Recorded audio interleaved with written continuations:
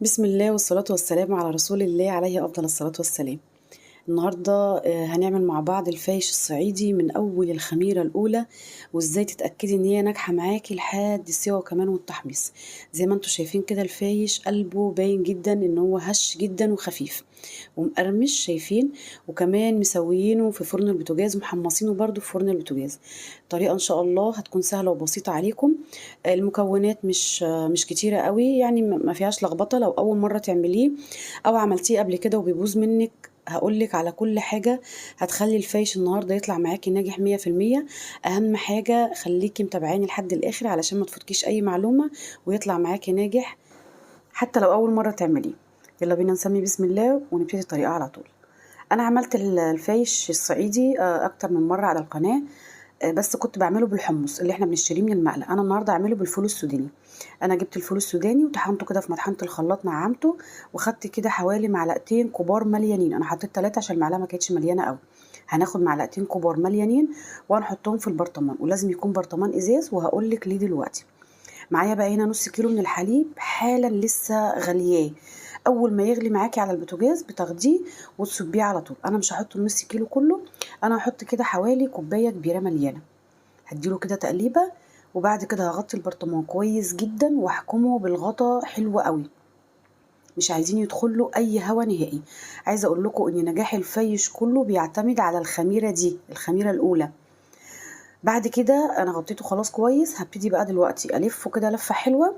طبعا انا مش هستكفى بالفوطه دي وبس، لا، انا يعني لفيته كمان في دفايه كده وحطيته في الدولاب. ممكن تحطيه في الدولاب كده في وسط الهدوم عشان يتدفى وتطلع معاكي بسرعه.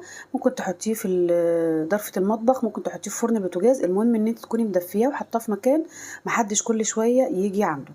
طيب، بصوا بقى هنا كده الخميره جاهزه. ازاي نعرف ان هي كده طلعت او جازت معانا او نجحت معانا؟ بصوا اللبن اهو عامل فاصل، عامل شرش من تحت، واللبن اهو في النص الحليب، والسوداني عايم كده على الوش من فوق، خمران كده على الوش من فوق. هي كده ناجحه. اول ما تبقى معاكي بالمنظر ده اعرفي ان الخميره كده نجحت معاكي خلاص. طب انا ليه قلت برطمان ازاز؟ علشان نقدر نشوفها من بره، ما نفضلش كل شويه نفتح عليها ويدخل لها هوا وتبوظ معانا او تتاخر او ما تنجحش اساسا معانا خالص. زي ما قلت لكم الفايش كله نجاحه في نجاح الخميره الاولى دي كده الخميره الاولى. هنبتدي بقى دلوقتي نعمل الخميره التانية. طب معلش، الخميره الاولى دي بتقعد قد ايه؟ بتقعد في الصيف حوالي 12 ساعه، وفي الشتاء ممكن تاخد 24 ساعه ويمكن اكتر كمان، على حسب التدفئه بتاعتها، يعني على حسب ما انت هتدفيها. خلاص، بعد كده بقى حطيتها كده في طبق، وابتديت دلوقتي احط كده ميه دافيه او ميه فتره، مفيش اي مشاكل، الجو حر. وحطيت عليهم كمان نص كيلو من الدقيق. انا النهارده هستخدم يعني هعمل 3 كيلو من الدقيق. خدت بس منهم كده نص كيلو هعمل بيه الخميره التانية.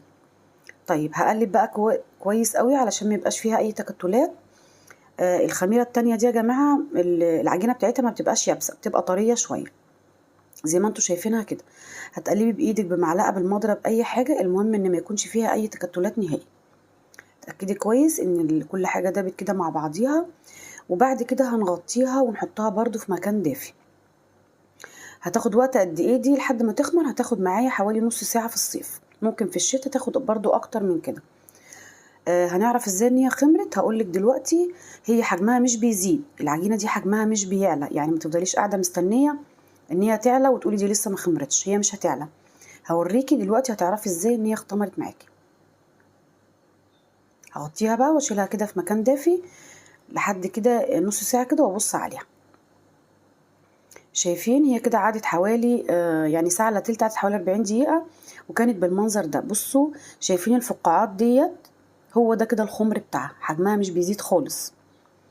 بصوا عامله ازاي، شكلها باين. هي كده تبقى خمرت معانا.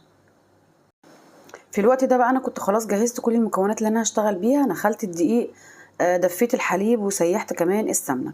معايا هنا بقيه الدقيق، دول 2 كيلو ونص من الدقيق، طبعا كنت واخده منهم نص كيلو، يبقى كده 3 كيلو. حطيت عليهم معلقه صغيره من الملح وباكت كامل من البيكنج باودر. وهنا البيكنج باودر ليه فايده كبيره جدا مع الفايش، ان هو بيخليه دايما كده، يعني بيخليه من جوه هش وبيبقى خفيف معايا، وكمان بيخليه ينفش كويس معايا. خلاص بعد كده معايا هنا 2 كيلو من الحليب، بس مش هحطهم كلهم، هحط بس شويه واخلي شويه علشان انا مضمنش الدقيق بتاعي هياخد سوائل قد ايه.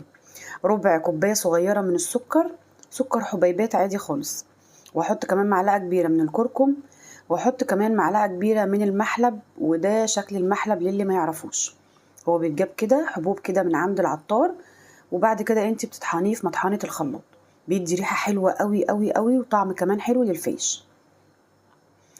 تمام. هبتدي بقى دلوقتي احط السمنه، معايا نص كيلو من السمنه، بس انا مش هحطها كلها، هخلي كده شويه هلم بيهم العجينه في الاخر. هقلب بقى كده كويس لحد ما السكر يدوب معايا وكل المكونات كده تمتزج مع بعضها.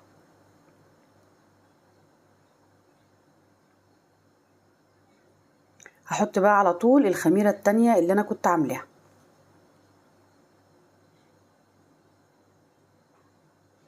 بعد كده هنزل ببقيه الدقيق، احط الدقيق كله، وابتدي دلوقتي اعجن واشوف كده العجينه هتحتاج معايا حليب تاني ولا لا. انا خدت بس كده الطبق في الارض وعجنت كده لحد ما الدقيق اختفى، علشان بس الرخامه كانت عاليه وبتوجع لي ايديا في العجن. فضلت اعجن فيها لحد ما الدقيق اختفى معايا والعجينه بقت بالمنظر ده. ايدي لمت من العجينه، يعني مش بتلزق في ايدي، وكمان لمت من الطبق وبقى نضيف معايا. هي كده مش محتاجه اي حاجه تاني، يعني انا محتاجتش كمان شويه الحليب اللي انا سبتهم، سبت حوالي ربع كيلو.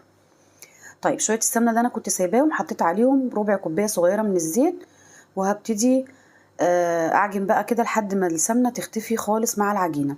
الزيت هنا فايدته ان هو بيخلي الفايش بعد كده بيكون مقرمش معايا وبيفضل فتره طويله، يعني تفضل القرمشه كده فيه.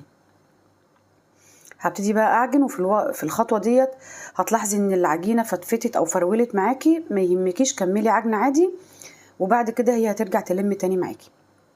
خلاص كده زي ما انتوا شايفين العجينه باينه اهي قدامكم، بوريكم ان الطبق خلاص نضيف وايدي كمان نضيفه، بتبقى طريه جدا وفي نفس الوقت مش بتلزق في الايد خالص.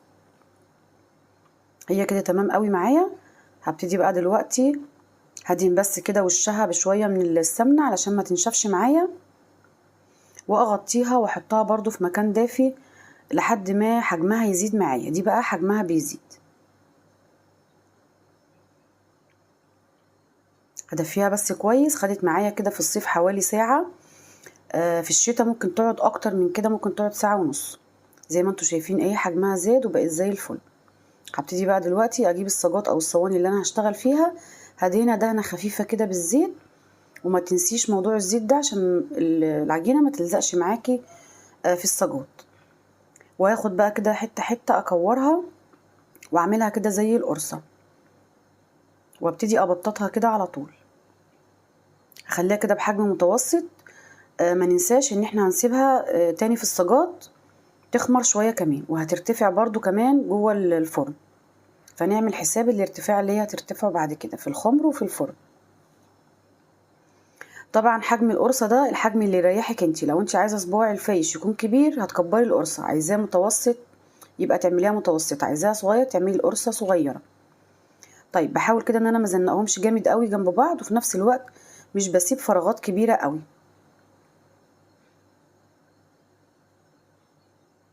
هخلص بقى الكمية كلها بنفس الطريقة، وعلى ما اخلص كل الكمية هيكون خلاص عدى مثلا حوالي 10 دقايق، ويكون الصاج الاولاني ده خمر معايا شوية اهو زي ما انتوا شايفينه. هبتدي اسوي على طول. شغلت الفرن على اعلى درجة حرارة من تحت بس، وهو ما يعني الصاج بياخد حوالي بس 10 دقايق. بعدها ب5 دقايق بشغل الشواية تاخد كده لون من فوق، لو ما خدتش معاكي يعني لون لوحديها. بوريكم هنا ان الصينيه دي كانت صغيره وكان في فراغات كتيره، وانا عملت صوابع في الفراغات دي، عملت فيها صوابع. بيطلع بقى معايا بالمنظر اللي انتوا شايفينه دوت، بسم الله ما شاء الله. طبعا بسيبه لحد ما بيبرد خالص وبعد كده بقطعه. بس انا طبعا علشان التصوير انا قطعته كان لسه دافي معايا، فعشان كده بيطلع بس كده شويه من الفتافيت. فانت سيبيه لما يبرد نهائي خالص وبعد كده قطعيه. وده كده حجم التقطيع اللي احنا عايزينه. بص عامل ازاي، والله العظيم عامله زي الكيكه اهي. ده الحجم كده اللي احنا عايزينه، ده كده حجم مظبوط ومتوسط وحلو قوي. السمك يعني سمك الفيشيه بصوا عامله ازاي، تحفه جدا.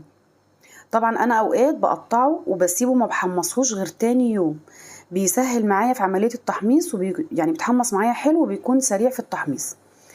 بس طبعا انا علشان التصوير فانا قطعته لما برد وحمصته على طول.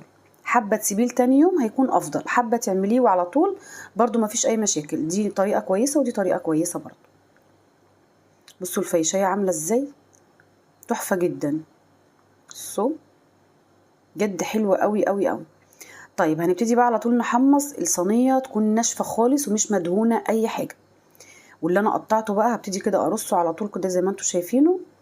وبكون شغلت الشواية بتاعة الفرن على اهدى، يعني على نار هادية، يعني ما تكونش شمعة جامد قوي علشان ما تنشفليش ما تخليش الفيش يطلع معايا معضم، يعني قاسي قوي.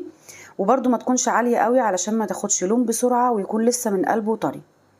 تمام، يعني خلينا هادية كده في المتوسط. هحطها بقى تحت الشواية، واول لما تاخد لون كده من على الوش بقلبها على الناحية التانية. انا كنت بحمص في الفرن الغاز والفرن الكهرباء علشان الوقت. بقلب بقى كده على الناحية التانية وبحطها برضو تحت الشواية تاخد بقى تحميصة من الجنب التاني. لو عندك الفرن بيشتغل من فوق وتحت ممكن تعمليه فوق وتحت، تشغليه فوق وتحت وتهدي برضو النار خالص، هياخد معاكي تحميصة من فوق ومن تحت على طول. تمام كده. ده بعد ما خلص طبعا، مش دي كل الكمية، انا بس قلت اوريكم الشوية اللي انا طلعتهم وبعد كده انا ابقى احمص بقى ايه براحتي، اخلص بس التصوير. بصوا الجمال، هش جدا وخفيف بطريقه غير طبيعيه. قسمت بالله ان هو فعلا تحفه جدا جدا. يا رب النهارده ان انا ما كنتش نسيت اي معلومه تستفيدوا بيها، واشوفكم على خير في فيديو جديد ان شاء الله. والسلام عليكم ورحمه الله وبركاته.